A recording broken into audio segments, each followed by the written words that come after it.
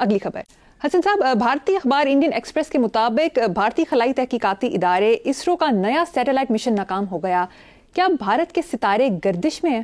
یار یہ ستارے گردش میں ہی رہتے ہیں. یہ ہمارے محاورے بھی بڑے فنی قسم کے ہوتے ہیں، لیکن بہرحال رافیل انڈین ایئر فورس کے لیے پورس کا ہاتھی ثابت ہوا ہے. ٹھیک ہے، کئی جنگوں میں ہاتھیوں نے بڑے فیصلہ کن رول ادا کیا ہے. یوں ہی نہیں رکھتے تھے، لیکن پورس سمبل بن گیا ہے نا، تو اس کے ہاتھیوں نے اسے رون دیا نیتوں کا. اچھا، اور یہ رک نہیں رہا سلسلہ. ویسے میں خوش نہیں ہوں پرسنلی.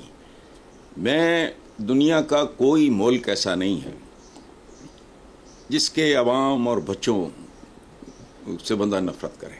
انسان تو نہیں کر سکتا، میں نہیں کرتا، ختم ہو گئی بات. اچھا، اب میں آئی ایم ناٹ ہیپی. میں خوش ہو کے نہیں آپ کو بتا رہا کہ بھارتی عواموں کا بڑا آرڈر ہے جو کینسل ہو گیا. سیٹلائٹ مشن آپ کرے ناکام. بھارت میں ایک ہندوؤں میں ایک چیز چلتی ہے ساڑھ ستی، کہ گردش شروع ہو جائے تو پھر وہ پتہ نہیں 7.5 سال تک کی وہ اچھا، تو کسی نجومی کو ہاتھ دکھایا کسی میرے جیسے نے، تو اس نے کہا کہ بھی تمہارے آئندہ 10 سال بڑے ٹف ہوں گے. اس نے کہا جی اگلے بھی 10 سال بڑے ٹف. اس نے کہا پھر اس سے اگلے. اس نے کہا پھر وہ ٹھیک آ جائیں گے تمہارے حالات، چونکہ تم عادی ہو جاؤ گے برے حالات کا، اس لیے سب کچھ ٹھیک ہو جائے گا. تو یہ جو بخار چڑھا ہوا ہے مودی صاحب کو، یہ اللہ کرے اتر جائے. اٹ از گڈ فار بنی نوع انسان کے لیے یہ بہتر ہے، ورنہ چونکہ بات پھر بہت ہی آگے نکل جائے گی. بہرحال چھوڑیں آگے چلتے ہیں صاحب. امریکی اخبار نے بھارتی حکومت کی سرپرستی میں دہشت گردی کو بے نقاب کر دیا. بھارت پاکستان میں ٹارگٹ کلنگ میں ملوث ہے. بھارت کا مکروہ چہرہ دنیا کے سامنے آ گیا ہے. دیکھو مریم، آپ جیسی معصوم بچیاں، بچے، ینگسٹرز بھارت میں، بوڑھے بوڑھیاں، 2 وقت کی روٹی کے لیے سٹرگل کرتے ہوئے کروڑہا لوگ ہیں. سو یہ بھارت کا چہرہ مکروہ نہیں، جسے کہتے ہیں نا کہ آپ بالکل ایک سویپنگ سٹیٹمنٹ دے دو. وہاں بڑا بڑا خوبصورت بہت اچھا آدمی بھی ہوگا، یقیناً ہوگا، اور جن کو پتہ ہی نہیں ہے کہ ہم کیا ہیں، ہمارا ملک کیا ہے، ہمارے لیڈر کیسے ہیں، فلانا. ہمارے یہاں نہیں سائن لوگ پھرتے، پتہ نہیں ہوتا. روٹی کپڑا مکان پیچھے لگ گئے. ایک اور آ گیا، میں یوں کروں گا وارداتیا، اس کے پیچھے لگ گئے. تو عوام معصوم ہوتے ہیں. یہ دنیا کی پوری تاریخ میں ان کا کوئی رول نہیں ہوتا. سو بھارت کا چہرہ نہیں، بی جے پی کا چہرہ مکروہ ہے، اور وہ پرماننٹ فیچر نہیں ہے. موجودہ بھارتی حکومت کا چہرہ مکروہ ہے، جو نفرت فروش ہے. حکومت، اور حکومتیں مستقل نہیں ہوتی، مستقل کردار ہوتا ہے ریاست کا. کل اسی ہندوستان پہ، اسی بھارت پہ کوئی سینر ایلیمنٹ، متوازن، فلانا ڈھمکانا، باقی ہلکی پھلکی موسیقی تو گھروں میں بھی چلتی رہتی ہے، تو وہ تو کوئی ایسی بات نہیں ہے. تو حکومتیں ہیں ہونا. اچھا، بھارتی عوام کا اس میں کوئی رول نہیں ہے. ان کو بیوقوف بنایا جاتا ہے، ان کو وہ برین واش کیا جاتا ہے. مخصوص پاگلوں کا ایک گروہ ہے جو بدقسمتی سے بھارت پہ قابض ہے. اب اجمیر اور دلی کے مزارات اور دوسرے مقدس مقامات، غالب کی قبر، یہ وہ سارا، او بھائی قبروں پہ تمہیں شرم ہی نہیں آتی ہے؟ وہ بھی قبری، شمشان بھی. دیکھو نا، ہم دبا دیے جاتے ہیں، وہ جلا دیے جاتے ہیں. پارسیز ہیں میرا خیال، وہ پرندوں کو کھلا دیے جاتے ہیں، اور تمہارا وہی اچھا. لیکن نہیں، اللہ بہتر جانتا ہے کب وہاں انسانوں کی، پڑھے لکھے متوازن لوگوں کی حکومت آ جائے تو سب کچھ نارمل ہوگا. اور سب کچھ نارمل ہونے سے مراد یہ نہیں ہے کہ وہ پھر چین کی بانسری بجے گی. نہیں، اونچ نیچ تو گھروں میں ہوتی ہے.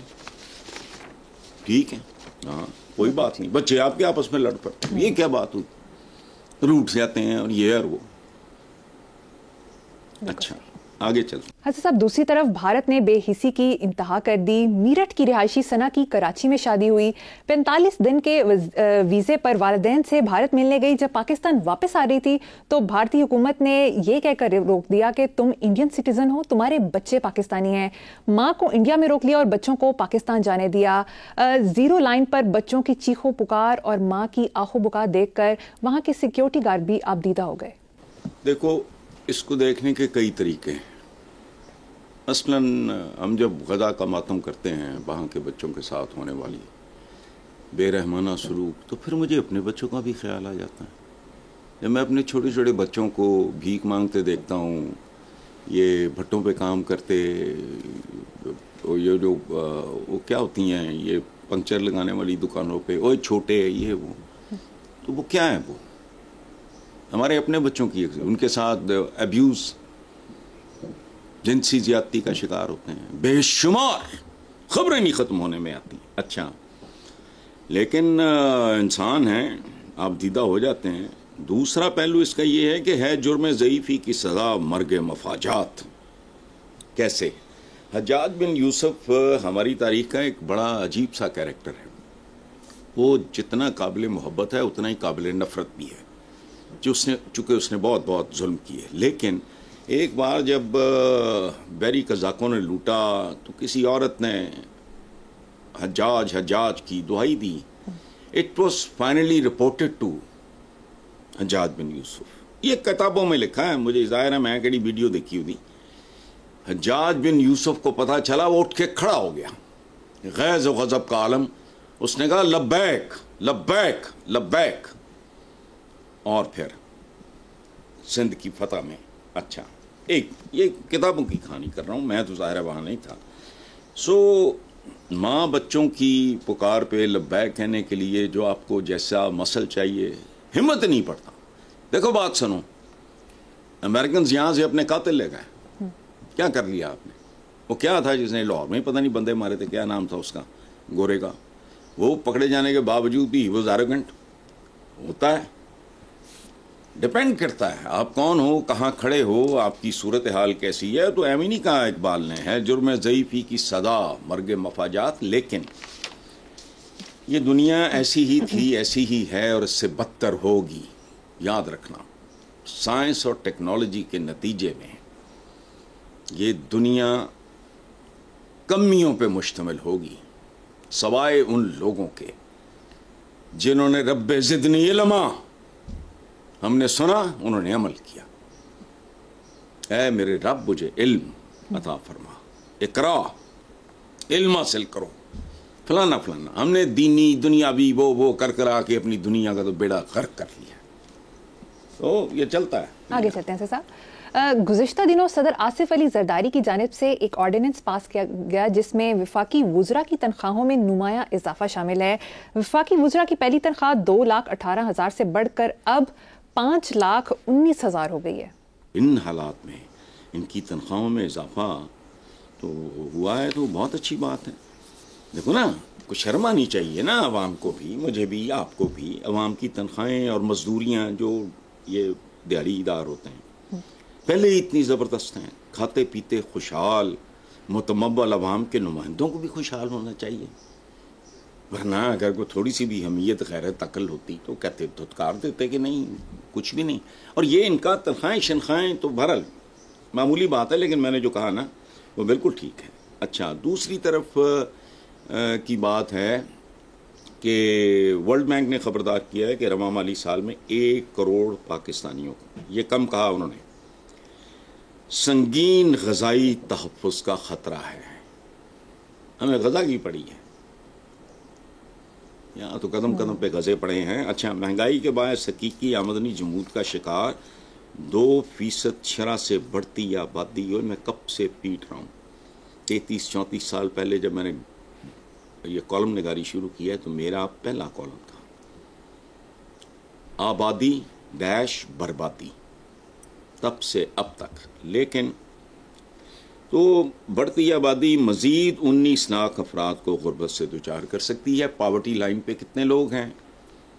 اس کا کوئی حساب کتاب نہیں. سڑکوں میں نکلو سب سمجھ آ جاتی ہے. اور بات سنو, جو تمہیں کھاتے پیتے یا زندہ نظر آ رہے ہیں وہ مرے ہوئے لوگ ہیں, یہ زندہ لاشیں ہیں. ایک کام کرنا مریم, فٹ پاتھ پہ, آج کل گرمی بہت ہے, ذرا موسم بہتر ہوتا ہے, چپ کر کے کھڑے ہو جاؤ آدھا پونا گھنٹہ, صرف ایک کام کرنا. چنچیوں پہ جو جا رہے ہوتے ہیں ان کے ڈرائیورز, انہیں بندے تننے ان دینے بھوک کے لیے, وہ آگے بالکل ٹینک پہ بیٹھ کے چلا رہا ہوتا ہے, اس کے چہرے پہ ویرانی, ایکسپریشن لیس, سواریاں آدھے منہ کھلے ہوتے ہیں, نظریں آسمان کی طرف ہوتی ہیں, اور 1 لیٹر بچانے کے لیے وہ کئی زندگیوں کے ساتھ کھیل جاتا ہے 1 لیٹر بچانے کے لیے. سو چھوڑو اس بول تک کچھ نہ پھول. Very unfortunate.